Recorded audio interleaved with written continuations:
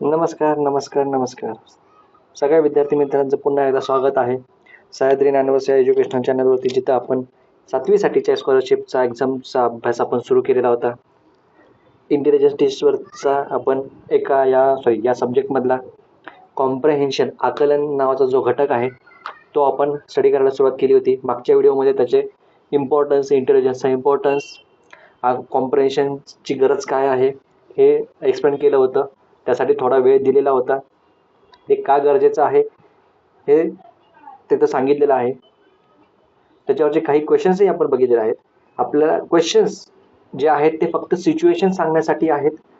लाईफमधली situation ही सांगून येत नाही, बट आपल्या ब्रेनला त्या सिच्युएशनला तयार करण्यासाठी इंटेलिजन्स टेस्ट या घटकाचा किंवा या सब्जेक्टचा फार उपयोग होतो. त्यातला पहिला टॉपिक आपला आहे कॉम्प्रेहेन्शन.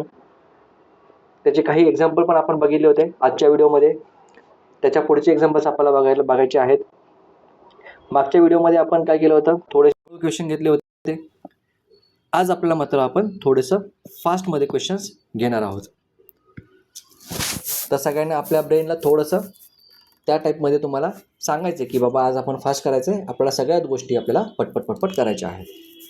ठीक आहे, चला सुरू करूया. आजच्या दिवसातला पहिला क्वेश्चन, खालील अंकमालेत लगतच्या दोन्ही मूळ संख्या आहेत असे किती वेळा झाले आहेत. ठीक आहे, खाली तुम्हाला अंकमाला दिलेली आहे आणि या अंकमालेमध्ये तुम्हाला चेक करायचं आहे की आज सोबतच्या दोन म्हणजे दोनचा ग्रुप घेतला म्हणजे 3 आणि 5 घेतला किंवा 5 आणि 7 घेतला किंवा 7 आणि 4 घेतला, असे दोन जर मी घेतले तर या ग्रुपमध्ये असे किती वेळा झालेला आहे की दोन्हीही पेअर्स किंवा दोन्हीही नंबर्स, दोन्हीही नंबर्स हे काय असणार आहेत, मूळ संख्या आहेत. इंग्लिशमध्ये सांगायचं झालं तर तुम्हाला या नंबर सिरीजमध्ये असं चेक करायचं आहे, जर मी हे दोन नंबरचं कॉम्बिनेशन घेतलं किंवा या दोन नंबरचं घेतलं किंवा 7 आणि 4चं कॉम्बिनेशन घेतलं तर हे जे पेअर्स आहेत हे दोन्हीही पेअर्स काय आहेत, प्राईम नंबर्स पाहिजेत. मूळ संख्या म्हणजे प्राईम नंबर्स, हे लक्षात ठेवायचं. हे जर पाहिजे तर मी इंग्लिशमध्ये लिहितो, प्राईम नंबर्स पाहिजेत. असं किती वेळा झालेलं आहे. मग प्रत्येक नंबरपासून तुम्हाला चेक करायला सुरुवात करायची आहे, जंप मारायची नाही. जंप मारायची म्हणजे काय, समजा मी 3 आणि 5 घेतला, ही एक पेअर झाली. येस, लगेच आपण कुठून सुरुवात केली होती, 3पासून सुरुवात केली होती. 3 आणि 5 झालं म्हणजे आपण डायरेक्ट 7वर 7 आणि 4 चेक करायचा, अशी जंप करायची नाही. प्रत्येक नंबरपासून तुम्हाला तिथं चेक करायचं आहे. म्हणजे 3 झालं त्याच्यानंतर तुम्हाला 5 घ्यावाचं लागणार आहे, तिथून तुम्हाला पुन्हा चेक करायचं असतं. ठीक आहे, तर ही गोष्ट इथे लक्षात ठेवायची आहे. चला सगळ्यात पहिल्यांदा बघूया, 3 आणि 5 ही पेअर जर घेतली तर दोन्हीही प्राईम नंबर्स आहेत. काय आहेत, दोन्हीही प्राईम नंबर्स आहेत. म्हणजे तुम्हाला पहिला ऑप्शन कुठे भेटला, 3 आणि 5 हा भेटला. त्याच्यानंतर 3 झालं तर आपण आता कुठून सुरुवात केली होती, 3पासून. 3च्या पुढचा नंबर 5 आणि 7चं combination. Yes, this is also pair of prime numbers. हे पण मूळ संख्येची जोडी आहे, 3 आणि 5. बघा कळालं का, 5 आणि प्रत्येक नंबर काय घ्यायचं आहे. 5 आणि 7ची पण एक पेअर होऊ शकते. जर तुम्ही 5 मागाशी सोडून दिला असता, 3वर डायरेक्ट पुढे गेला असता तर ही पेअर तुम्हाला भेटली नसती आणि तुमचा आन्सर 100% चुकलं असतं. ठीक आहे, मग 3 आणि 5ची पहिली पेअर, 5 आणि 7ची दुसरी पेअर. पुन्हा कुठपर्यंत आलं तो 5पर्यंत. 7 आणि 4 होतं आहे का, नाही होते सर. 7 आणि 7 प्राईम आहे पण 4 प्राईम नाही आहे. चला 7पर्यंत आलतो. आता पुढे जाऊया 4ला. 2 सर 4 प्राईम नंबर नाही आहे. 2 आहे, 2 प्राईम नंबर आहे बट 4 नाही आहे, त्यामुळे ही पण पेअर होणार नाही. 2 आणि 6 नाही होते. 6 आणि 3 होत नाही. 3 आणि 7 सर होते ना. हां, चला पेअर भेटली, 3 आणि 7ची पेअर भेटली. पुढं 3 आणि 7 नंतर 7 आणि 9 नाही होत सर. कशाला करताय मार्किंग, चुकलं की. 7 आणि 9 हे प्राईम नंबरची पेअर होत नाही. पुढं 9 4 नाही होत. 4 2 नाही होत. 2 5 नाही होत. अरे डोकं जागेवर ठेवायचं, गडबड होऊ शकते इथं. 2 आणि 5 ही प्राईम नंबरची पेअर आहे. 2 आणि 5 ही प्राईम नंबरची पेअर आहे. इथे गडबड काय होती, 2 इव्हन नंबर आहे तर आपला मेंदूला सवय झालेली आहे की इव्हन नंबर हे प्राईम नंबर नसतात. ठीक आहे, मेंदूला अशी सवय झालेली असते की 2 हा जो आहे हा इव्हन आहे आणि इव्हन नंबर हे प्राईम नंबर नसतात, ही सवय झालेली असते. त्यामुळं स्कॉलरशिपचा अभ्यास करणाऱ्या लोकांनी हे लक्षात ठेवायचं आहे की 2 हा एक इव्हन प्राईम नंबर आहे. जरी तो इव्हन असेल तरी तो प्राईम नंबर आहे. ओके, त्यामुळे 2 आणि 5 ही एक पेअर झाली. पुन्हा 5 आणि 3ची एक पेअर होती आहे इथं, पुन्हा 3 आणि 2ची होती आहे. आता मी थोडं फास्ट घेतो आहे. 3 आणि 2ची पण होती आहे, 2 आणि 4ची होत नाही, 4 आणि 9ची होत नाही, 9 7 होत नाही, 7 5 होती आहे, 7 5 होती आहे, 5 6 होत नाही, 6 2 होत नाही, 2 9 होत नाही. मग आता चेक करा किती पेअर झाल्या. 1 2 3 4 5 6 7 टोटल 7 पेअर झाल्या. म्हणजे ऑप्शन नंबर 3 तुमचं काय असणार आहे, आन्सर असणार आहे या केसमध्ये. आय होप हे कळालं असेल. पुढे जाऊया. पुढचा प्रश्न आहे, अशा टाईपवरती पण क्वेश्चन येऊ शकतो मराठी माध्यमाच्या विद्यार्थ्यांसाठी. जरी इंग्लिश मिडियमच्या विद्यार्थ्यांना येण्याची शक्यता कमी असली तरी त्यांनी हा अभ्यास करायचा आहे, कारण हा प्रश्न त्यांना मराठीमध्ये येऊ शकतो. ठीक आहे, मराठी सब्जेक्टमध्ये, मराठी विषयाच्या क्वेश्चन्समध्ये हा प्रश्न येऊ शकतो, काही सांगता येत नाही. ठीक आहे, चला खाली वाक्यात जोडाक्षरे किती आहेत हे विचारले. जोडाक्षरे विचारलेली आहेत. साक्षीने स्वतःच्या निबंधाच्या वहीतील शास्त्र, अध्याहृत, ज्ञानामृत, क्लुप्ती, शृंग हे चुकलेले शब्द दुरुस्त करून लिहिले आहेत. आता या वाक्यातील तुम्हाला विचारले जोडाक्षरे. सगळ्यात पहिल्यांदा जोडाक्षरे, अक्षरे याच्यामधला फरक लक्षात आला पाहिजे. आता हे सगळं मराठी विषयाच्या गोष्टीमध्ये मी कव्हर करण्याचा प्रयत्न करेन जेव्हा मी बनवेल. ठीक आहे, माझा फोकस फक्त मॅथमॅटिक्स आणि इंटेलिजन्सवरती आहे, कारण लँग्वेज तेवढं जमत नाही आणि इंग्लिश थोडीशी वीकच आहे. बट नॉलेज आहे, लिहिता येतं, वाचता येतं, समजता येतं, फक्त शिकवता येत नाही मला इंग्लिश, हा प्रॉब्लेम आहे. बट ठीक आहे, पण तरी मी ट्राय करेन, ॲटलिस्ट मराठीचं तर ट्राय करेन मराठी विषय शिकवण्याचा, कारण ती आपली माय मराठी आहे, मातृभाषा आहे, त्यामुळे थोडीफार तरी ती आलीच पाहिजे. त्यामुळे ती थोडाफार मी शिकवण्याचा प्रयत्न करेन. त्यातल्या काही गोष्टी ज्या आहेत त्या नॉर्मली शिकवायला जात नाहीत, म्हणून अशी माझी इच्छा आहे. म्हणजे मला जरी थोडा त्रास झाला तरी मी तो घ्यायचा प्रयत्न करेन मी. ओके, इंग्लिशला अजून कुठला टीचर भेटलेला नाही आहे. जर मला भेटला तर मी त्याला रिक्वेस्ट करून तुम्हाला इंग्लिशचे पण लेक्चर मी अवेलेबल करून द्यायचा प्रयत्न नक्की करेन. ठीक आहे, चला इथं बघूया आपण. जोडाक्षरे किती आहे ते चेक करायचं आहे. सगळ्यात पर्यंत अक्षर लक्षात ठेवा. अक्षर म्हणजे काय असतं, व्यंजन अधिक स्वर असतं. मराठीमध्ये अक्षराचं मिनिंग काय आहे, व्यंजन अधिक स्वर. हे जेव्हा दोन एकत्र येतील तेव्हा तो काय असतो, अक्षर असतो. जोडाक्षरमध्ये काय होतं, व्यंजन आणि स्वर हे कॉम्बिनेशन पाहिजे. व्यंजन स्वर दोन्हीमधला फरक लक्षात घ्या. अक्षरामध्ये एक व्यंजन एक स्वर आहे, बट जोडाक्षरमध्ये मला 2 व्यंजन पाहिजे, मग त्याच्यामध्ये स्वर मिसळलेला पाहिजे. आता हे तर तुम्हाला माहिती आहे, क पासून क टू न्य नाही, क टू ळ पर्यंत हे सगळे काय आहेत, हे सगळे व्यंजन आहेत. आणि स्वर कोणते आहेत, अ ते आहा पर्यंत हे सगळे स्वर आहेत मराठी भाषेतले, हे लक्षात ठेवायचं आहे.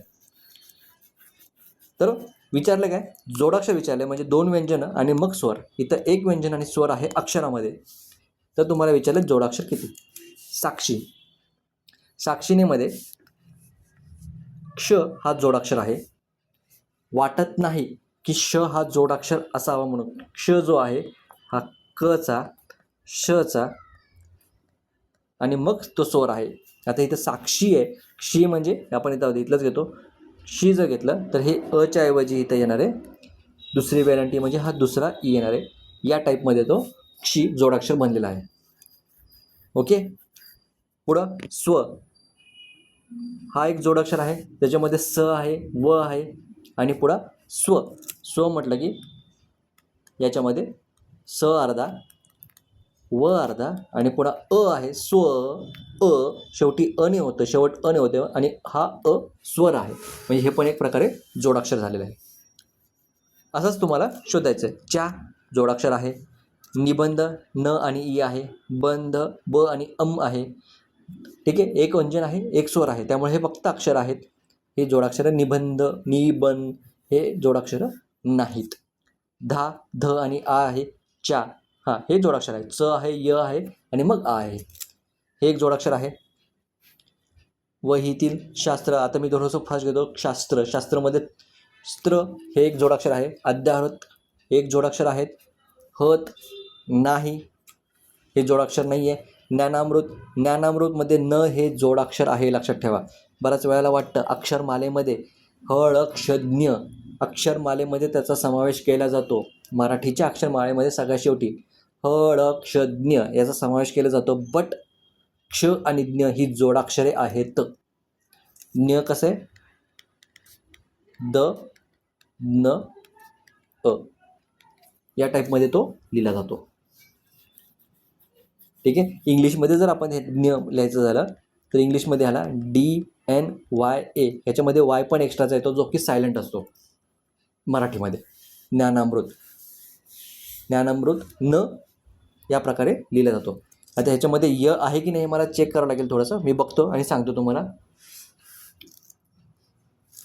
जेव्हा मराठीचा व्हिडिओ टाकेल तेव्हा मी तुम्हाला याच्याविषयी नक्की क्लिअर करेल. पण न्य जो आहे हा कन्फर्म जोडाक्षर आहे एवढं तर मला माहिती आहे. मृत, ज्ञानामृत, ह्या ज्ञानामृतमधला मृत जो आहे मृ हा जोडाक्षर नाही, हे लक्षात ठेवा. हा जोडाक्षर नाही आहे. का बरं नाही आहे? कारण मृ लिहिताना म आणि रू हा एक स्वर आहे, ते जोडाक्षर नाही. इथं गडबड व्हायची शक्यता असेल. काही ना वाटतं मृत म्हणजे म अधिक र अधिक त किंवा त नाही असं असेल. म र असं नाही, हे नाही आहे. मृचं कसं फोड होती? म अधिक रू, एक व्यंजन एक स्वर, त्यामुळे मृ हा जोडाक्षर नाही, हे लक्षात ठेवायचं. इथं क्लुप्तीमधला पण क्लू जो आहे हे जोडाक्षर नाही, ती जोडाक्षर आहे. शृंगमध्ये ओके. क्लुप्ती हा शब्द होऊ शकतो. काम करूया, क्लुप्तीचं फोड जर कशी केली होईल. क आहे, ल आहे आणि पुन्हा याचा येतो तो रू येतो. हा पण एक जोडाक्षर आहे. जोडाक्षर विचारले, जोडाक्षर आहे. क्लुप्ती आहे. शृंग हा एक जोडाक्षर आहे. शृंगमध्ये बघा कसं आहे, हा शृंग नाही आहे, दोन शृंग आहेत. एक फक्त श्रचा श आणि रूचा शृंग आहे आणि एक श र आणि रू असं दोन प्रकारचे शृंग आहेत. तर इथला जो शृंग आहे तो या टाईपमध्ये जातो बघा, श र आणि रू या टाईपमध्ये जातो. त्यामुळे हा पण एक जोडाक्षर आहे. मग आता तुम्हाला विचारले टोटल जोडाक्षर किती आहेत. मग आता जेवढे पुढे राहिले ना अजून, सॉरी, हे चुकलेले शब्द, हे सोपे शब्द, दुरुस्त, हे जोडाक्षर आहेत. आता जेवढे ग्रीन मार्क केले ते सगळे आपले काय असणार आहेत? जोडाक्षर असणार आहेत. काउंट करायचे मग 1 2 3 4 5 6 7 8 9 10 11 आणि 12 असे टोटल 12 जोडाक्षर आहेत. हे इथं तुम्ही लक्षात घ्यायचं आहे. ठीक आहे.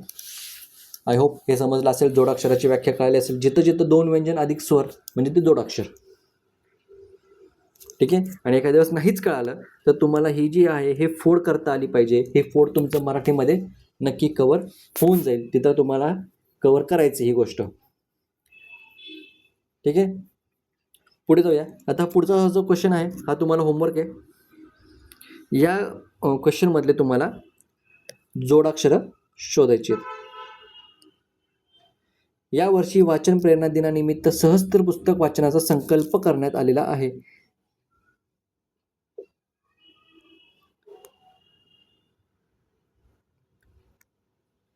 याच्यामध्ये तुम्हाला किती जोडाक्षर आलीत हे तुम्हाला शोधायचं आहे. पुढे जाऊया आपण. 14 नंबरचा क्वेश्चन. च वा भा क व या अक्षरापासून बनणाऱ्या अर्थपूर्ण शब्दातील अनुक्रमे कोणती अक्षर घेतल्यास दरारा या शब्दाचा अर्थ होईल. आता इथं 2 ते 3 प्रकारचे ऑप्शन तुम्हाला इथं गोष्टी लक्षात घ्यायच्यात एकाच वेळेला. सगळ्यात पहिल्यांदा जे अक्षरं दिलेली आहेत च वा भा क व या अक्षरापासून तुम्हाला एक अर्थपूर्ण शब्द बनवायचा आहे, ही पहिली गोष्ट.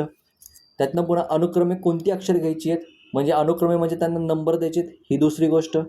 आणि ते जे आहेत त्याचा अर्थ काय आला पाहिजे दरारा म्हणजे ही तिसरी गोष्ट की तुम्हाला समानार्थी शब्द तिथं भेटला पाहिजे. मग सगळ्यात पहिल्यांदा तुमचा महत्त्वाचा भाग आहे की या शब्दांपासून किंवा या अक्षरांपासून तुम्हाला अर्थपूर्ण शब्द तयार करायचा आहे. इंग्लिश मिडियमचे विद्यार्थी जरी असतील तरी त्यांना हा प्रश्न मराठीच्या सेक्शनमध्ये विचारला जाऊ शकतो. ओके, तर शब्द तुमचे पाठ पाहिजेत. जितका जास्त तुम्हाला शब्दसंग्रह वाढवता येतील, जितकी जास्त तुमची व्होकॅब्युलरी, जे काय म्हणता येईल तुम्हाला, डिक्शनरी, तुमच्या नॉलेजमधले फॅमिलियर असलेले जेवढे शब्द तुम्हाला वेगवेगळे नवीन नवीन शब्द वापरायचे शोधत राहा, पाठ करत राहा. यासाठी तुम्हाला पेपरमध्ये शब्द कोडी नावाचा एक प्रकार होतो, वर्ड पझल येतो. इंग्लिशमधले जे शब्द पाहिजे असतील तर इंग्लिश पेपरमध्ये वर्ड पझल असतात.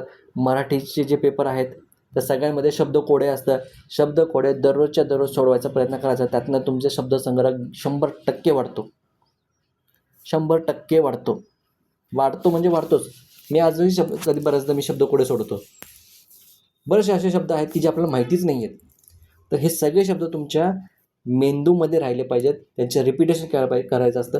जर एखादा शब्द तुम्हाला नवीन आहे असं वाटलं की हा नवीन शब्द आहे, हा मला माहितीच नाही, एक बुक करा, पुस्तक करा. आता तुम्ही स्कॉलरशिपचं वही केलीच असेल, त्या वहीमध्ये एक भाग करा शब्दसंग्रह म्हणून. त्याच्यामध्ये लिहून काढा, शब्द लिहा, त्याचा काय अर्थ आहे तो लिहून काढा आहे. याच्याशिवाय तुमचं काय म्हणतात त्याला, शब्दसंग्रह वाढणार नाही. मी स्वतः केले होते. एक तर आपल्या डायरी असते ना, आपले इयरली डायरी 365 पानांची, दरवर्षी येते नवीन 2025 2026च्या डायऱ्या येतात. तशी एक डायरी मी अर्धी भरली होती. अर्धी आहे, प्रामाणिकपणे सांगतो, अर्धी, सगळी भरलेली नाही आहे, अर्धी भरली होती. जे नवीन शब्दकोळ्यामध्ये सापडतील ते लिहून काढायचे. रिपीट झाले तरी चालतील पण लिहून काढा. ठीक आहे. तर आता हे जे आहे, या अक्षरापासून एक शब्द तयार होतो. त्या शब्दाचं नाव आहे भाववाचक. त्या शब्दाचं नाव काय आहे? भाववाचक. भाववाचक हा मिनिंगफुल शब्द आहे, अर्थपूर्ण शब्द आहे. भाववाचक काय? जे नाम आहेत मराठीमध्ये, शब्दांच्या जाती, पार्ट्स ऑफ स्पीचमध्ये इंग्लिशमध्ये त्याला म्हणू शकतो, त्यातला जो नाऊन आहे त्या नाऊनचा एक छोटासा सबटाईप जो आहे तो भाववाचक. इंग्लिशमध्ये याला काय म्हणतात बरं? Common noun, proper noun, common noun आणि आणखीन एक तिसरं कुठलं आहे काहीतरी इंग्लिशमध्ये. Noun, proper noun, common noun आणि आणखीन एक तिसरं मला आठवना, पण मराठीमध्ये सांगायचं झालं तर जर नाम आहे, सामान्य नाम, विशेष नाम आणि भाववाचक नाम. म्हणजे एखाद्या गोष्टीमध्ये काय गुण लपलेला आहे त्याला जे नाव दिलं जातं त्याला भाववाचक नाव असं म्हणतात. इंग्लिशमधला मला वर्ड आठवत नाही आहे, आठवला की मी तुम्हाला सांगतो आता. ठीक आहे, म्हणजे एक भाग झाला. आता यातला अनुक्रमांक द्यायचे आहेत. याला 1, याला 2, याला 3, याला 4, याला 5. ठीक आहे. आता तुम्हाला इथं ठीक आहे, दरारा. आता तुम्हाला विचारलं आहे दरारा या शब्दाचा अर्थ होईल असे कोणते शब्द तुम्हाला या नवीन तयार झालेल्या शब्दातनं सिलेक्ट करायचे. जर दरारा या शब्दाचे तुम्हाला समानार्थी शब्द माहिती असतील तर तुम्ही लगेच याचं सॉल्व करू शकता. ठीक आहे. वचक हा एक त्याचा समानार्थी शब्द आहे. समानार्थी शब्द पाठ करायचे. मग असे म्हटलं तसं पुस्तक घ्यायचं, डायरी घ्यायची, पुस्तकं वह्या घ्यायच्या, नाहीतर पानं घ्यायची आणि प्रत्येक सेक्शनला एक वेगळा भाग करायचा. समानार्थी शब्द वेगळे, विरुद्धार्थी शब्द वेगळे. तुम्हाला मी दाखवतो मी इथं काय केलं, माझ्या टॅबवरती काय केलं आहे हे बघा. हे सगळं केलेलं आहे. मनींचा वेगळा पाठ केलेला आहे.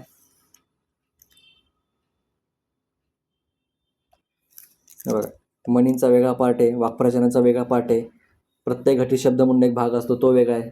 शब्दांच्या जाती अजून सुरुवात नाही केली बनवायला. इथं शब्दार्थ आहेत. हे शब्दार्थ मी जे 5वी ते 7वीचे पुस्तक आहेत मराठीची त्यातले वेगवेगळे शब्द, सगळे शब्द मी कवर केलेत. जरी मला माहिती असतील तरी केलेले आहेत. जर कधी वेळ मिळाला तर तुम्हाला यातले सगळे शब्द मी तुम्हाला एक व्हिडिओ करून तुम्हाला मी सांगत जाईन. खूप सारे शब्द आहेत. ओके, खूप सारे शब्द आहेत ते. आणि हे इंग्लिश मिडियमचे मराठीचं पुस्तक, हिंदी मिडियमचं मराठीचं पुस्तक, मराठी मिडियमचं मराठीचं पुस्तक आणि गुजराती मिडियमचं मराठीचं पुस्तक, अशा 3 ते 4 पुस्तकं तिन्ही मिडियमच्या पुस्तकातनं मी वाचन करून स्वतः मी ते काढलेले आहेत. एक मराठी व्याकरणाची चिन्ह आहेत, प्रत्येकासाठी वेगवेगळे केले. आता हे टॅबवर आहे म्हणून मी वेगवेगळे केले. तुम्ही वहीमध्ये एक पेज घेऊ शकता. एक पेज घेतलं, त्याच्यावरती लिहायला सुरुवात करायची. ते संपलं की मग त्याच्या खाली पंच करण्यासाठी दुसरं पेज घ्यायचं किंवा डायरेक्ट नोटबुक असते, नोटबुकमध्ये भाग करायचे. ठीक आहे. या टाईपमध्ये तुम्हाला अभ्यास करावा लागतो. हे करावंच लागतं, त्याशिवाय एक्झाम सोपी नाही आहे. ओके. तर दराराचा अर्थ काय येतो? वचक येतो. आणि ते वाचायचं सारखं बरं का, ते वाचत राहायचं, रिव्हिजन करत राहायचे. रिव्हिजन शिवाय काहीही नाही. वचक, वचक म्हणजे कोणता शब्द यायला पाहिजे? 2, 4 आणि 5. तर ऑप्शन नंबर 3 हा तुमचा करेक्ट आन्सर आहे. जर इन केस तुम्हाला दरारा या शब्दाचा समानार्थी शब्द नाही आठवला तर काय करायचं? ऑप्शनवरनं जायचं. ऑप्शनमध्ये पहिल्या ऑप्शनमध्ये काय दिलं आहे? 3, 4, 5 दिलं आहे. मग इथं मी दुसरा पेन घेतो. ऑप्शनमध्ये काय दिलं आहे? 3, 4, 5 दिलं आहे. 3 नंबरला कोण आहे? वा. 4 नंबरला च आणि 5 नंबरला क. तर वा च क, वाचक. वाचक म्हणजे जो वाचतो तो. वाचक आणि दरारा यांचा काहीतरी संबंध आहे का? नाही. त्यामुळे हे कॅन्सल होईल ऑब्विसली. 2 नंबर 1 आणि 5. 1ला काय आहे? भा आणि 5ला काय आहे? क. भाग. असा कुठला मराठीमध्ये शब्द नाही. त्यामुळं हा पण एक ऑप्शन कॅन्सल होईल. 4 नंबरचा बघा, 5 क च व कचव. असाही कुठला मराठीमध्ये शब्द माझ्या तरी वाचण्यात आलेला नाही आहे, त्यामुळे हा पण ऑप्शन गेला. राहिला एक ऑप्शन 3 नंबर. बघूया. 2 नंबरचं काय? व. 4 नंबरचं च क. आता एवढं सगळं तुमच्यासमोर असेल तर तुम्हाला लगेच आठवेल की वचक म्हणजे दरारा, आणि तुमचा ऑप्शन नंबर 3 करेक्ट असणार. अशा प्रकारे तुम्हाला इथं विचार करावा लागतो. पुढचा आणखीन एक तसाच शब्द घेतलेला आहे. हा थोडा अवघड होता, मलाही लवकर सोडवता नाही आला, कारण याचं वाचन माझा कमी पडला असणार ऑब्वियसली. पण कुठल्या तरी पुस्तकामध्ये असणारे स्टेट बोर्डाचे एवढं तर नक्की आहे. तर जवळपास एक 5 ते 7 मिनटं प्रयत्न केल्यानंतर मला हा शब्द सापडला. हा शब्द आहे 15 नंबरच्या क्वेश्चनमध्ये, ज्ञानरचनावाद. ज्ञानरचनावाद असा तो भयंकर म्हणू शकता, पण चांगला शब्द आहे. ज्ञानरचनावाद. ज्ञानरचनावाद. ठीक आहे. आता इथे विचारलं तुम्हाला, या सर्व अंशांपासून एक अर्थपूर्ण शब्द तयार केल्यास, ओके तयार झाला, त्या शब्दात मधोमध येणाऱ्या अक्षराच्या लगतचे पहिले अक्षर कोणते? 2 अचूक पर्याय निवडा. म्हणजे जो सेंटरला येणार आहे त्या सेंटरला आधी सगळ्यात पहिल्यांदा शोधा. जर क्वेश्चनकडे नीट बघितलं तर च जो आहे हा सगळ्यात पहिल्यांदा सेंटरला येतोय. इकडे 1, 2, 3 आहे, इकडे 1, 2, 3 आहे, आणि चच्या लगतचे पहिले अक्षर. मग तर राईट साईडला आहे का लेफ्ट साईडला हे सांगितलेलं नाही. त्यामुळे 2 ऑप्शन माझ्याकडे तयार आहेत, र आणि ना. आणि आपल्या क्वेश्चनमध्ये तेवढेच द्यायचे, 2 अचूक पर्याय द्यायचे, र आणि ना. दोन्ही टिकमार्क करायचे आणि पुढचा क्वेश्चनला जायचं. पुढचा क्वेश्चन आहे, ज्ञानरचनावाद जो भाग आहे ना, हा एक प्रकारे फिलॉसॉफी आहे किंवा कन्सेप्ट आहे. जे PhD किंवा मोठे मोठे जे थिंकर्स असतात, विचारवंत असतात, ते काहीतरी एक काय म्हणतात त्याला, त्यांच्या मेंदूमधनं एक अशी कल्पना निघते की एखाद्या व्यक्तीनं काय केलं पाहिजे, काय नाही केलं पाहिजे, आणि त्याला काहीतरी स्पेशल नाव द्यायचं म्हणून असे काही नावं ठेवत असतात. त्यातलाच एक नाव म्हणजे ज्ञानरचनावाद. काय आहे, कशासाठी आहे, याच्यामध्ये आपल्याला पडायचं नाही आहे, फक्त शब्द आहे, लक्षात ठेवायचा. ज्ञानरचनावाद पाहिजे तर तुम्ही असं लक्षात ठेवा, जे काही ज्ञान आहे त्याची रचना कसं करायची याचा वाद म्हणजे ज्ञानरचनावाद. एवढं आपण करू शकतो. ठीक आहे. आपल्याला पार त्याच्यामध्ये PhD करायची नाही आत्ता, आपण फक्त 7वीला आहोत, एवढं लक्षात ठेवायचं आहे. पुढचा प्रश्न सेम आहे, आणखीन एक क्वेश्चन. भारी शब्द आहे हा, मस्त आहे. या अक्षरापासून एक पहिल्यांदा अक्षर म्हणूया. आता हा जो अक्षर आहे, हे जे अक्षर आहेत, या अक्षरापासून एक नवीन बनतं, दुग्ध शर्करा योग. दुग्ध शर्करा योग असा तो शब्द आहे. हा शब्द लक्षात ठेवायचा आहे. या शब्दाचा अर्थ काय होतो बघा बरं का. दुग्ध शर्करा योग. योग आहे म्हणजे कोइन्सिडन्स आहे. ठीक आहे. योग आहे म्हणजे कोइन्सिडन्स आहे कसला तरी. मग कोणाचं कोइन्सिडन्स? दुग्ध आणि शर्कराचं कोइन्सिडन्स आहे. सर म्हणतात, तुम्ही म्हणतात सर काय कोइन्सिडन्स आहे दुग्ध आणि शर्करा? हे तर आम्हाला आई रोज आम्हाला पहिला पाचते, कधी कधी जबरदस्ती, आम्हाला आवडत नाही तरी पहिला पाचते. बट ह्याचा मिनिंग काय आहे, नुसतं दूध घेतलं त्याला चव लागत नाही, आणि नुसती साखर घेतली तर खूप गोड लागते. पण त्या दोघांना जर मी एकत्र घेतलं तर त्याची चव बरोबर लागते, प्यावंसं वाटतं. नुसतं दूध प्यावंसं वाटत नाही, किंवा नुसती साखर खावीशी जरी वाटली तरी जास्त खाता येत नाही, कारण थोड्या वेळानंतर ते फार काय म्हणतात त्याला कडू लागायला सुरू होते. म्हणजे जास्त एखादी गोष्ट जास्त झाली की ती कडू, म्हणजे चव राहत नाही त्याची. मग दुग्ध शर्करा योग काय, म्हणजे जेव्हा दूधही आलं, साखरही आली, म्हणजे शर्करा म्हणजे साखर, इथं लक्षात ठेवायचं आहे. आता नवीन शब्द आहे, शर्करा म्हणजे साखर माहीत नसेल तर लगेच तुमचं पुस्तक निघालं पाहिजे. शर्करा म्हणजे साखर हे तुमच्या समानार्थी शब्दामध्ये गेलं पाहिजे. ठीक आहे. मग दूध आहे आणि शर्करा आहे, या दोघांचं जेव्हा मिलन होतं त्याला योग म्हणतात. आणि हा योग म्हणजे एक माझ्याकडे आहे, लगेच मला दुसरं भेटलं, दोन्हीकडून मला खुशी भेटली, दोन्ही गोष्टीतनं खुशी भेटली, एक खुशी माझ्याकडे चालत आली आहे, एक आनंद मला भेटला आहे, तो मिळतोय का नाही मी त्याचा आनंद उपभोगत नाही आहे, तोच दुसरा आनंद मला झाला आहे. ते एक जाहिरात होती ना, बेटा मन में लुड्डू फुटा वगैरे वगैरे, त्या टाईपमध्ये. म्हणजे एक लाडू भेटला, मला आनंद आहे, पण तो संपतो न संपतो लगेच दुसरा लाडू भेटला, म्हणजे मला डबल आनंद झाला. मग असा जो योग जुळून येतो त्याला म्हणतात दुग्ध शर्करा योग. ओके. म्हणजे तुम्हाला समजा अजून एक सांगायचं, एक्झाममध्ये तुम्ही एक्झाम दिली शाळेतली, एक्झाममध्ये तुम्हाला 100पैकी 92% पडले, आनंद आहे. आणि त्याच वेळेला घरच्यांनी तुम्हाला सायकल घेऊन दिली, झालं की नाही, डबल खुशी झाली की नाही, याला म्हणतात दुग्ध शर्करा योग. म्हणजे तुमच्या मनात नाही की मला सायकल भेटणार आहे, घरच्यांनी गेली, तुला 92% मिळालेत, तू खुश आहेस, तू खूप खुश आहेस, घरचे तुला मस्तपैकी हे करतायत, शाबासकी देत आहेत, आणि त्याच वेळेला तुझ्या नकळत तुला सायकल आणून दिले की बाबा हे तुझं गिफ्ट आहे, काय आनंद होईल. त्या योगाला किंवा त्या मोमेंटला म्हणतात दुग्ध शर्करा योग. ठीक आहे. मग याचा मराठीमध्ये जर तुम्हाला अर्थ द्यायचा झाला की एक चांगली गोष्ट होत असणार, त्यात अजून एखादी चांगली गोष्ट होण्याचा योग म्हणजे दुग्ध शर्करा योग, असं. ठीक आहे. आणखीन एक, अजून एक आठवलं, बरं झालं ऑन मोमेंट मला एक्झाम्पल आठवलं. समजा तुम्हाला एक होमवर्क करायला दिला आहे, ठीक आहे, आणि तो तुमचा होमवर्क झालेला नाही आहे, आणि नेमकं त्या दिवशी त्या मॅडम म्हटलेलं की आम्हाला तुमचं चेकिंग करायचं आहे. तुम्ही घाबरलात, तुमचा होमवर्क झालेला नाही आहे. मग तुम्ही ठरवता, सर मी वही नाही आणलेली आहे, हे तुम्ही सांगायचं. म्हणजे वही नाही आणली किंवा विसरली असं घरी जर टीचरांना सांगितलं तर टीचर एक वेळ उद्या घेऊन ये म्हणतील. म्हणजे तुम्हाला आहे की असं होऊ शकतं. बट नेमकं तुम्ही शाळेत गेले की तुम्हाला कळतं की त्या टीचरच अब्सेंट आहेत आज. वा वा वा, काय आनंद आहे. एक तर मी होमवर्क केला नाही आणि टीचर अब्सेंट, काय वेळ भेटला आहे, म्हणजे मला होमवर्क कंप्लीट करायला अजून एक दिवस भेटला. हा जो योगायोग आहे याला म्हणतात दुग्ध शर्करा योग. यालासुद्धा तुम्ही दुग्ध शर्करा योग म्हणू शकता. ह्याच्यामधनं दोन गोष्टी झाल्या, होमवर्क तुमचा कंप्लीट नाही आहे पण टीचर अब्सेंट आहे म्हणून तुम्ही वाचलात, आणि दुसरं तुम्हाला टाईम भेटला, अजून ती होमवर्क कंप्लीट करण्यासाठी तुम्हाला टाईम भेटला. अशा दोन गोष्टी तिथं क्लिअर झाल्या किंवा दोन गोष्टी तुम्हाला जुळून आल्या, याला म्हणतात दुग्ध शर्करा योग. मला याच्यातलं विचारले, मधल्या अक्षराच्या उजवीकडील दुसरे अक्षर. सगळ्यात पहिल्यांदा मधलं अक्षर कोणत्याचे चेक करा. 1 2 3 क हे मधलं अक्षर आहे. क वरती रफार आहे. तर रचे 4 टाईप आहेत ते आपण नंतर बघूया. क हे मधलं अक्षर आहे.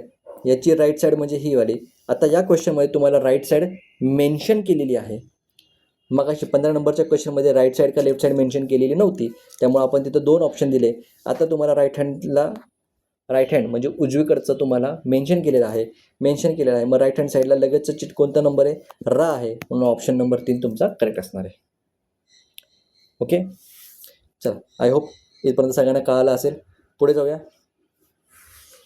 पुढं असा अजून एक टाईप, भरपूर टाईपचे जेवढे मला दिसतं पडतील ना तेवढ्या सगळ्या टाईपचे क्वेश्चन मी तुम्हाला इथं द्यायचा प्रयत्न केलेला आहे. तरीही मी सांगतोय सगळ्या टाईपचे क्वेश्चन कव्हर होणं नेक्स्ट टू इम्पॉसिबल आहे.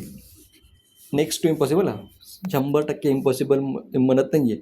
नेक्स्ट टू इम्पॉसिबल म्हणजे अशक्यतेच्या जवळची गोष्ट आहे. कारण कोणाचा विचार कसा करता येईल सांगता येत नाही, कोण कसा विचार करेल सांगता येत नाही. तरी मला जेवढं जमेल तेवढं मी करायचा प्रयत्न केलेला आहे.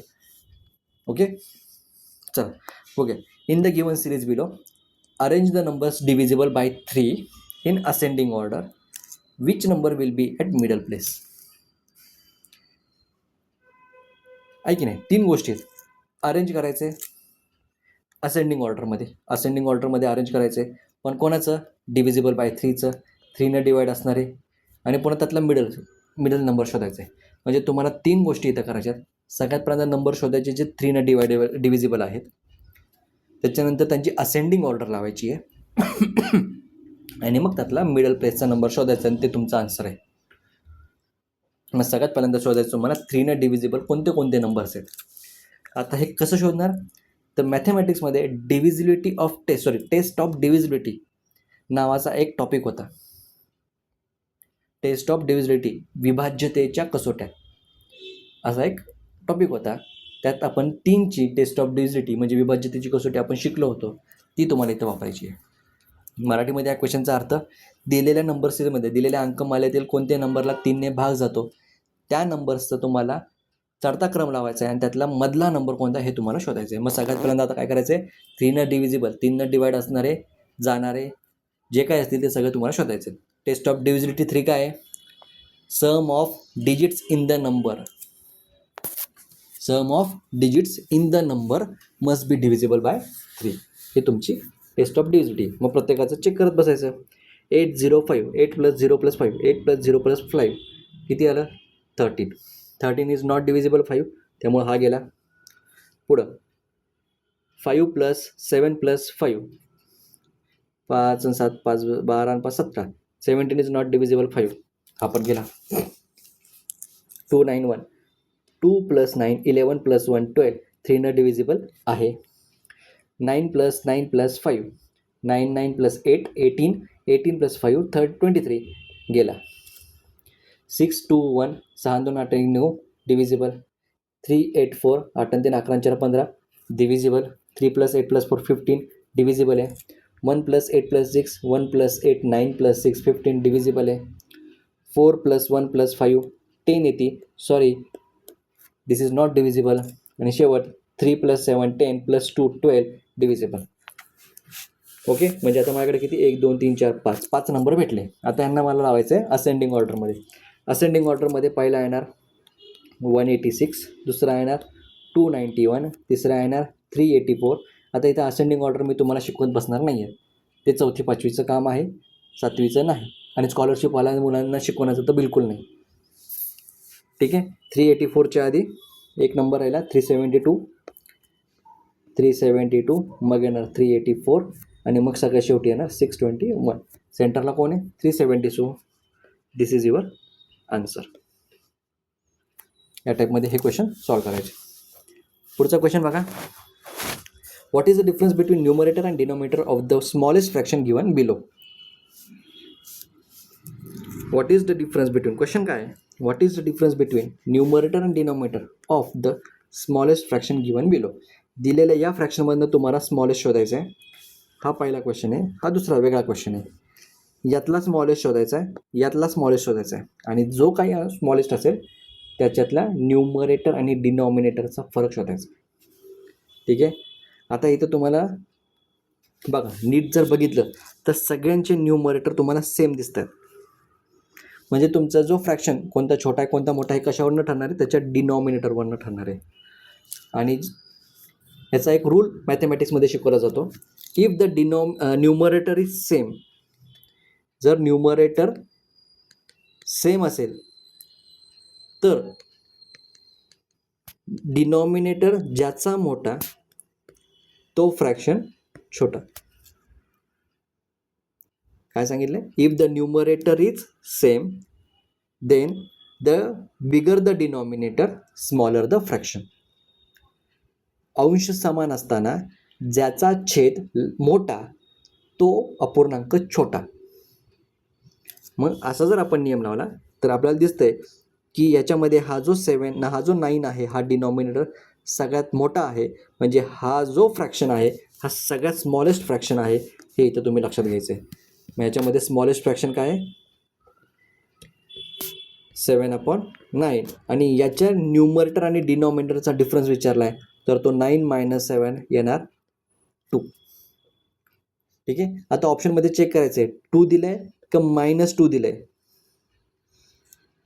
ओके, कारण न्यूमरेटर आणि डिनॉमिनेटरमधला डिफरन्स विचारला आहे तर मला शक्यतो वाटतं 2च विचारतील, कारण फक्त डिफरन्स विचारला आहे. सिक्वेन्शियली सबट्रॅक्ट करा असं म्हटलेलं नाही आहे. त्यामुळे तुम्ही डायरेक्टली ह्या दोघांमधला डिफरन्स किती आहे, 2 आहे, हे तुम्ही इथं लिहू शकता. ओके, पुढं खाली बघा. आता याचा रूल काय होता, सगळे denominator same. If the denominator is same then bigger the numerator bigger the fraction. ज्यांचा छेद समान आहे, ओके, ज्या अपूर्णांकांमध्ये छेद समान आहे अशा अपूर्णांकांमध्ये ज्याचा अंश मोठा तो अपूर्णांक मोठा. ओके, मग याच्या उलट जर छेद समान असतील ज्याचा अंश सगळ्यात छोटा तो अपूर्णांक छोटा. इंग्लिशमध्ये सांगायचं झालं, if the denominator is same then smaller the numerator smaller the fraction. मग याच्यामध्ये मला दिसतोय 2/7 हा स्मॉलेस्ट आहे कारण त्याचा न्यूमरेटर सगळ्यात स्मॉल आहे म्हणून हा स्मॉलेस्ट 2/7 झाला. आणि याच्यामधला जर डिफरन्स विचारला 7 - 2 तर या ठिकाणी तो येणार आहे 5.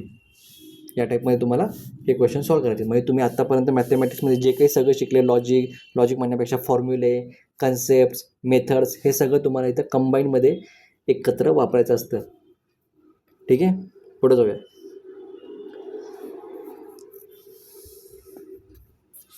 पुढचा क्वेश्चन बघा.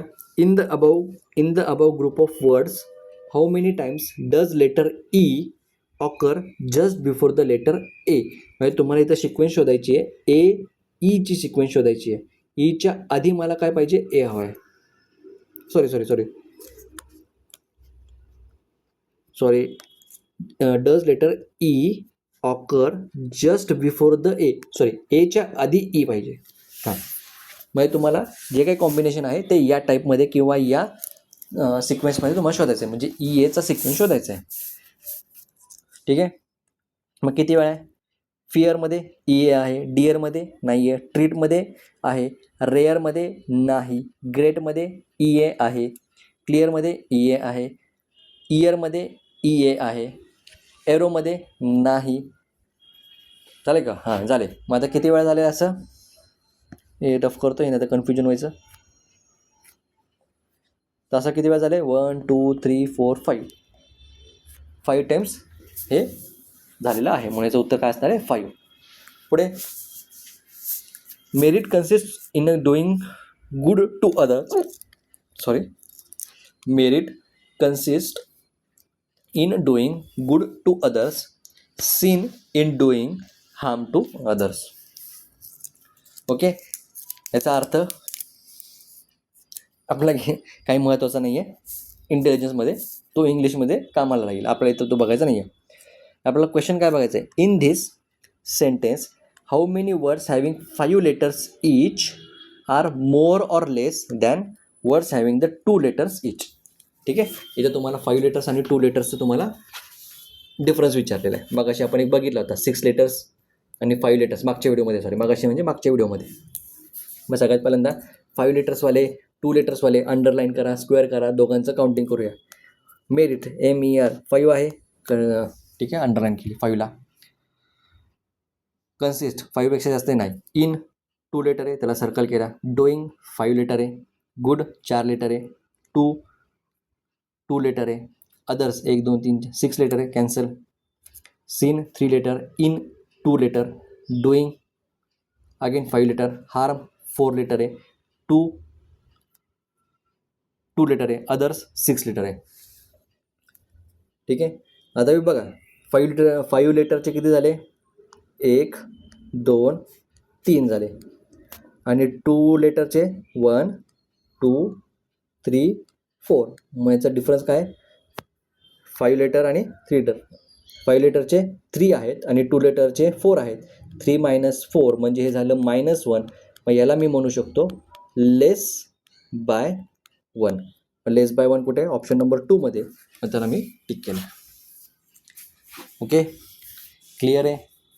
आय होप हे कळालं असेल. मायनस आले त्यामुळे लेस येणार आहे. जर प्लस आला असतं मग मागच्या व्हिडिओमध्ये बघितलं +2 आलं होतं. मग तेव्हा ते मोर बाय 2 होतं. मायनस आलं की लेस बाय पकडायचं. आय होप सगळे इथपर्यंत माझ्यासोबत असतील. पुढे जाऊया. How many meaningful words each of 2 letters are form from the word disturb. आता हा क्वेश्चन याच्यामध्ये पण तुमचा शब्दसंग्रह वोकॅब्लरी फार महत्त्वाची आहे. हाऊ मेनी मिनिंगफुल वर्ड्स असे किती अर्थपूर्ण शब्द बनवता येतील ईच ऑफ 2 लेटर्स. फक्त 2 अक्षरे पाहिजेत म्हणजे 2 अल्फाबेट यूज केलेले. 2 अल्फाबेट यूज केलेलेच पाहिजेत. कोणामध्ये पण कोणतेही नाही बरं का. हा जो डिस्टर्ब शब्द आहे ना या डिस्टर्ब शब्दापासूनच फक्त मला बनवायचे. दुसरा कुठलाही शब्द दुसरे कुठलेही अल्फाबेट्स घ्यायचे नाही आहेत जे या शब्दामध्ये नाही आहेत. माझ्याकडे कोणते कोणते अल्फाबेट्स आहेत इथं डिस्टर्बमध्ये? डी आहे, आय आहे, एस आहे, टी आहे, यू आहे, आर आहे, बी आहे. आता इथे तुमचं ब्रेन पॉवर कामाला लागणार आहे. शोधायचे. डी आय नाही आहे, डी एस नाही आहे. एक शब्द घ्यायचा, त्याचं कॉम्बिनेशन करत बसायचं. म्हणजे डी आय नाही, डी एस नाही, डी टी नाही, डी यू नाही, डी आर नाही, डी बी नाही. या टाईपमध्ये तुम्हाला करायचं असतं. पुन्हा आय घेतला मी, आय एस, येस सर आहे, आय एस इज होतं, आय टी सर इट होतं, आय यू होत नाही, आय आर होत नाही, आय बी होत नाही, एस एस टी हां एस एस टी होत नाही, एस यू होत नाही, एस यू होत नाही, एस आर होत नाही, एस बी नाही संबंध, टी यू नाही होत, टी आर पण नाही होत, टी बी नाही होत. टी बी हा वर्ड नाही आहे. टी बी म्हणजे ट्युबरक्युलोसिस हा शॉर्ट फॉर्म आहे, हा वर्ड नाही आहे बरं का. पुन्हा यू आर नाही होत, यू बी नाही होत, आर बी नाही होत. आता हे झालं सरळ. आता उलटं पण घ्यायचं बरं का, उलटं घ्यायला विसरायचं नाही. म्हणजे बी आर हे उलटं घ्यायला विसरायचं नाही. ते पण एक प्रकारे होऊ शकतं. बी आर होत नाही, बी यू होत नाही, बी टी होत नाही, बी एस होत नाही, बी आय नाही होत, बी आय नाही, बी ई होतं पण इथं ई नाही आहे त्यामुळे होणार नाही, बी डी होत नाही. ठीक आहे. आर आर यू नाही होत, आर टी नाही होत, आर एस पण नाही होत, आर आय री नाही होत, आर डी पण होत नाही, यू टी अट नाही होत, यू एस अस हां अस होतं आहे, यू एस अस होते. बघा उलटं घेतलं, उलटं घ्यायचं विसरायचं नाही. उलटं घेतलं पण एक भेटलं आपल्याला अस. यू आय यू डी नाही, टी एस टी आय नाही, टी डी नाही, एस आय आय डी नाही. आय डी आयडेंटिटी आहे, फुल फॉर्म आहे, तो शॉर्ट फॉर्म आहे. आय डी तो वर्ड नाही आहे. म्हणजे मला किती वर्ड भेटले? 1 2 3 भेटले. आता तुम्ही माझं असं प्रत्येक वेळेला एवढं करत बसायचं का? हे जरा तर नाही. हे 2 लेटर आहेत म्हणून तुम्हाला सांगितलं आहे.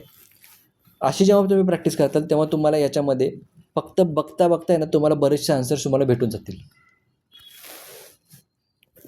ही मेथड युजफुल नाही आहे. फक्त जेव्हा 2 लेटर्स विचारलेले असतील 2 लेटर्सवर तेव्हाच ही युजफुल आहे. मी आत्ता शिकवलेली, आत्ता सांगितलेली. बट तुम्हाला या टाईपचे क्वेश्चन सॉल्व करण्यासाठी मेथड नाही, कॉमन सेन्स आणि प्रेझन्स ऑफ माइंड या 2 गोष्टी महत्त्वाच्या आहेत. जितके जास्त तुम्हाला अर्थ शब्दसंग्रह तुमच्या मेंदूमध्ये असतील तेवढा हा क्वेश्चन तुम्हाला लवकर सॉल्व होणार आहे. आणि हा क्वेश्चन जो आहे हा 50-50% वरती आहे. होऊ पण शकतो, सॉल्व होऊ पण शकतो, नाही पण होऊ शकत. ठीक आहे. आता काही जणांना इज आणि इट सापडतील पण अस सापडणार नाही. हां हे होऊ शकतं, बट आपल्याला ब्रेनला तसं ट्रेन करायचं आहे की हा पण सुटला नाही पाहिजे. एक्झाम्पल म्हणून तुम्हाला दिलं आहे. क्वेश्चन कसे असू शकतात याच्यावरती. डिस्टन्स म्हणून एक शब्द दिला आहे सपोज आणि तुम्हाला विचारायचं त्याच्यामध्ये 2 अक्षरी शब्द सांगा. ओके. मग याच्यामधनं इज बनतो आहे, इड बनतो आहे, ॲज बनतो आहे, ॲन बनतो आहे, ॲड बनतो आहे, इन बनतो आहे. एक्झाम्पल दिलेले आहेत. सगळे कवर झालेत असं मी म्हणणार नाही, काहीतरी माझ्याकडनं पण राहू शकतं. हे झाले 2 लेटर. 3 लेटरचे एस आहे, एस म्हणजे 1 नंबरचा. आईस आहे, एड आहे, एड म्हणजे मदत म्हणतात. हा जो एड आहे ना AID, एड म्हणजे याला मदत, हेल्प किंवा काय म्हणतात बरं मराठीमध्ये अनुदान. हां अनुदान पण म्हणू शकतो. Non aided. ठीक आहे. ॲक्ट म्हणजे तुम्ही कृती करणे असं पण होतं किंवा ड्रामा त्याचा पण दोन्ही अर्थ होतात. सेट म्हणजे बसवणे. कॅट आहे, कॅन आहे, आंट आहे, एट आहे, एट म्हणजे जेवण केलं आहे, इट म्हणजे जेवण करतो आहे. ठीक आहे. हे झाले 3 अक्षरी. अजून बरंच काही निघू शकतात. मला जेवढे आठवले लिहिताना तेवढे मी लिहिलेत. बाकी तुम्हाला काय आठवले असतील तर वेल अँड गुड. लिहून काढा. मी तर म्हणतो रफमध्ये लिहून काढा ना तर नोटबुकमध्ये लिहून काढा. नुकसान काही नाही आहे. 4 अक्षरी विचारलं तर सीड झालं, नीड झालं. 5 अक्षरी विचारले तर डान्स होईल, स्टँड होईल. 6 लेटरचं वर्ड विचारलं तर स्टान्स नावाचा एक शब्द होऊ शकतो याच्यामधनं. तर असे भरपूर सारे तुम्हाला शब्द तुम्हाला विचारले जाऊ शकतात आणि तुम्हाला ह्याच्यामधनंच ह्या टाईपमधनंच अशा वेगवेगळे शब्द घेऊन त्यातनं वेगवेगळे शब्द क्रिएट करायचा प्रयत्न करायचा आहे. ठीक आहे. हां तसं मी मोबाईलवरती कोणाला मी गेम खेळायला सांगत नाही, बट वर्ड पझल म्हणूनही असे भरपूर सारे गेम्स आहेत. त्याच्यामध्ये सर्कल असतं, STAND असे वेगवेगळे दिले असतात आणि तुम्हाला 5 अक्षरी 4 अक्षरी असे शोधायचे असतात. तो गेम तुम्ही खेळू शकता. मोबाईल खेळायलाच पाहिजे कंपल्शन नाही, पण खेळू शकता एवढं सांगतो. फक्त कशासाठी? वोकॅब्लरी वाढवण्यासाठी. ठीक आहे, पुढे जाऊया. विच वर्ड काय बरं आहे, हां असा टाईपचा एक क्वेश्चन येऊ शकतो. Which word would be third to the right of preceded word of middle word from the following group after rearranging them alphabetically. अरे बापरे, म्हणजे सगळ्यात पहिल्यांदा मला काय करावं लागेल? आफ्टर रिअरेंजिंग म्हणजे सगळ्यात पहिल्यांदा रिअरेंज करायचं आहे अल्फाबेटिकली. कोणाला? या सगळ्या वर्ड्सला. ठीक आहे, चला तर मग आता याला आपण काय करूया, अल्फाबेटिकली आपण याला लावून घेऊया. एस तर सगळीकडे कॉमन दिसते.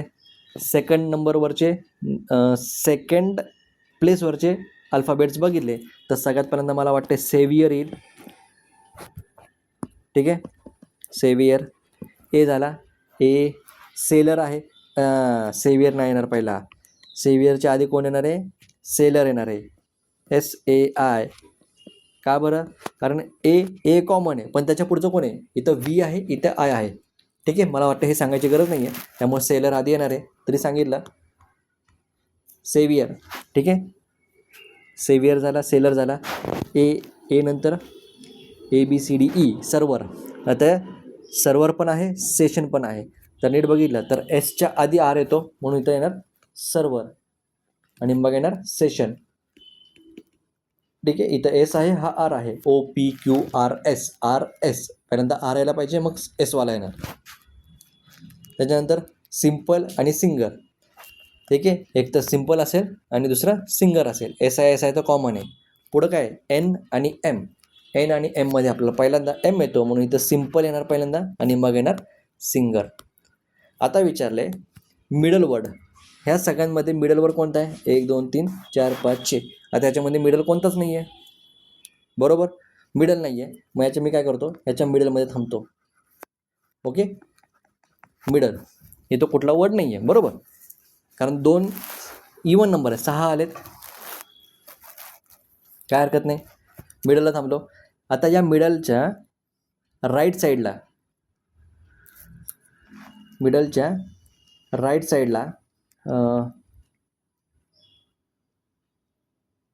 एक मिनटं, काय क्वेश्चन आहे? Third right preceded word of middle word. अच्छा, मिडल वर्डच्या प्रिसिडेड म्हणजे मिडल वर्डच्या पाठीमागं जो आहे त्याच्या राईटला तिसरा कोणता आहे? हा मिडल आहे. मिडलच्या मागे प्रिसिडेड जो वर्ड आहे म्हणजे सर्वर, याच्या राईटला, राईट हँड साईडला कितवा? तिसरा. 1 2 3 सिंगर. म्हणजे याचा आन्सर आलं तुमचं singer. This is your answer. ठीक आहे, या टाईपमध्ये तुम्हाला सॉल्व करायचा असतो. ठीक आहे, पुढे जाऊया. Form a meaningful word bye letters EDHIL. Form again. ठीक आहे, पहिल्यांदा तुम्हाला या EDHIL पासून एक मिनिंगफुल वर्ड बनवायचा आहे. तो बनल्यानंतर form again a meaningful word by taking letter second and fourth place. What will be the opposite or antonym of the new word. ठीक आहे, मग सगळ्यात पहिल्यांदा EDHIL पासून जो वर्ड बनतो तो तुम्हाला भेटला पाहिजे दिल्ली. DEHLI. दिल्ली. दिल्ली स्पेलिंग चुकलं इथं. दिल्ली. हां, DELH. हां, दिल्ली. ओके, दिल्ली. हां, DELH आहे ना, दिल्ली. दिल्ली. हां, ते थोडंसं हे इकडं पलीकडं नॉर्थ इंडियन साईडला डबल लचा थोडासा ह मध्ये हे जातो, उच्चार जातो, त्यामुळे H हा सायलेंट येतो तिथं. आपल्यासाठी तो सायलेंट आहे. ठीक आहे, दिल्ली म्हणतात.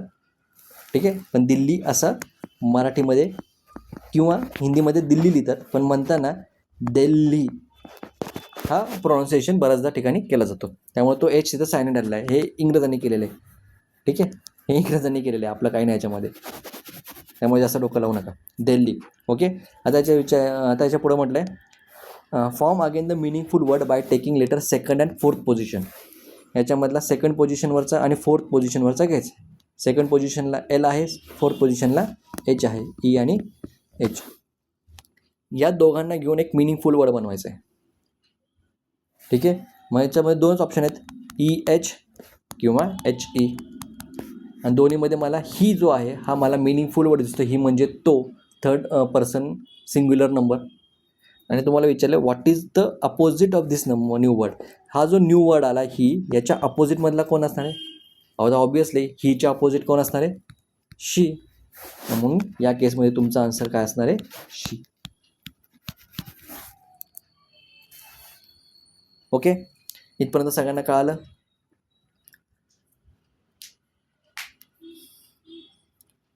तर आज आपण इथेच थांबूया. आजच्या व्हिडिओमध्ये जर काही डाऊट असेल तर कॉमेंटमध्ये नक्की सांगा. जेव्हा मी पुढचा व्हिडिओ बनवेल, कारण हे आपले जे व्हिडिओ शक्यतो मागच्या व्हिडिओमध्ये सांगताना मला लक्षात नाही आलं, तर बरेचसे व्हिडिओ हे रेकॉर्डेड करून पुन्हा त्याला यूट्यूबवरती एक दिवसाच्या अंतराने टाकलेले असतात किंवा अपलोड केलेले असतात, म्हणजे ते शेड्यूल केलेले असतात. त्यामुळे कधी कधी असं होतं की मागच्या व्हिडिओमध्ये आता मी म्हटलं आहे तुम्हाला की तुम्हाला जे काही प्रॉब्लेम असेल तर ते कॉमेंटमध्ये सांगा, त्याला पुढच्या व्हिडिओमध्ये मी कवर करायचा प्रयत्न करेल. त्याचा मिनिंग असा असतो, याच्या पुढचा जो व्हिडिओ बनणार आहे लगेच त्याच्यामध्ये होईल की नाही सांगता येत नाही, पण त्याच्यानंतर जेव्हा मी रेकॉर्डिंग करेल कधीतरी त्या व्हिडिओमध्ये मी नक्की कवर करेन. मग दुसरा टॉपिक चालू जरी असेल तरी या टॉपिकवरती येऊन इथला जे काही डाऊट्स असतील तो क्लिअर करून मग त्या व्हिडिओमध्ये मी नक्की कवर करेन, असं त्याचं मिनिंग आहे. हे मागच्या व्हिडिओमध्ये मला सांगताना लक्षात नाही आलं, सो आता सांगितलं. तर काही जरी डाऊट असेल कॉमेंटमध्ये नक्की करा, कॉमेंटमध्ये नक्की मेन्शन करा. तर आज आपण इथे थांबूया. ज्यांना कशाला मला आय होप म्हणण्यापेक्षा मला खात्री आहे की हा व्हिडिओ नक्की आवडला असेल सगळ्यांना, तर एक लाईक नक्की करा. जर चॅनलला सबस्क्राईब केलं असेल तर सबस्क्राईब करा. आणि आपल्या मित्रांना किंवा ज्यांना गरज आहे स्कॉलरशिप शिकण्याची त्यांना हा व्हिडिओ नक्की किंवा हे चॅनल नक्की शेअर करा. तर आता भेटूया पुन्हा एकदा नवीन व्हिडिओमध्ये पुढच्या व्हिडिओसाठी. तोपर्यंत सगळ्यांना जय हिंद, जय भारत, जय महाराष्ट्र.